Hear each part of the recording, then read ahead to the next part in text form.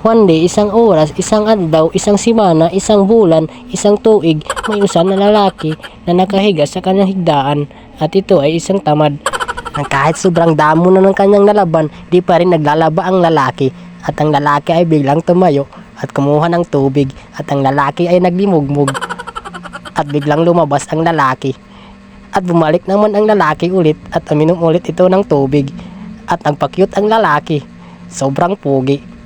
Oh yeah, at kumuha ang lalaki ng isang dumbbell at nagdambil ang lalaki pagpalaki ng muscles pero sobra namang payat ang lalaki. Kaya ang lalaki ay hindi ginanahan at lumabas ito. At dali-dali namang sinulot ng lalaki ang kanyang smuggle at parang may naiisip na naman ang lalaki na hindi tama. Ayan, patingin-tingin ang lalaki sa paligid, parang may naiisip na hindi tama. Sobrang ganda ng adlaw at parang hindi uuran. Kaya ang lalaki ay dali-daling naglakad at nakita niya itong si Lola na minamasdan siya at parang naiisip ni Lola na may gagawin ang lalaki na hindi tama. Ang lalaki ay dali-dali namang pumunta sa loyo at parang may naiisip ang lalaki na hindi tama.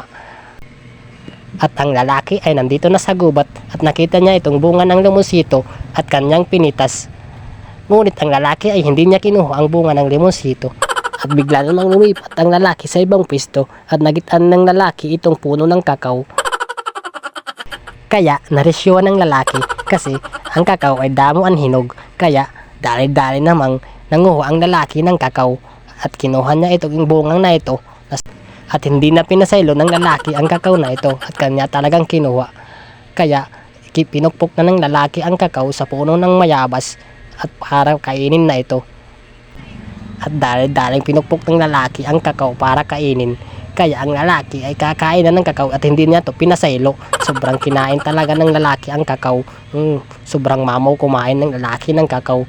Yan, pugi-pugi ng lalaki. Ngunit ang lalaki ay isang rich kid, kaya linuluwan niya agad ang liso.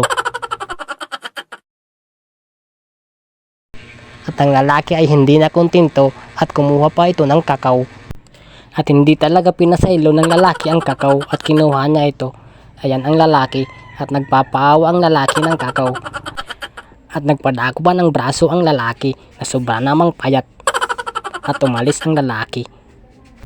At ang lalaki ay bumalik sa kanyang payag at ang lalaki ay nabutan. Kaya naglimpyo ang lalaki, nanipid ang lalaki kasi sobrang dami ng kalat ng payag ng lalaki. Ngunit ang lalaki ay sobrang sensitive kasi pogi ang lalaki. Naninipid ang lalaki at tinatabunan niya ang kanyang irong. Ang lalaki ay naglinis talaga sa kanyang payag kasi baka may dumating daw na uyab. Sobra talagang maaawod ang lalaki kaya ang lalaki ay naglimpyo.